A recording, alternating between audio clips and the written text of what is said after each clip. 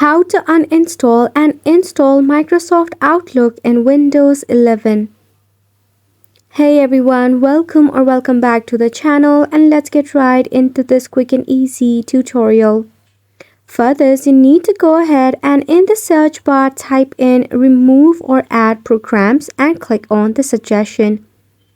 So over here you'll find all of the installed application in your device. Now, if you have installed your Microsoft Outlook, you can easily uninstall from here. You can even go ahead and type in the keyword Outlook to get the suggestion of the app. Let us suppose this is Microsoft Outlook. You need to click on the three dot icon and tap on Uninstall button to uninstall the application. Now to reinstall, check out your Microsoft Store in your PC.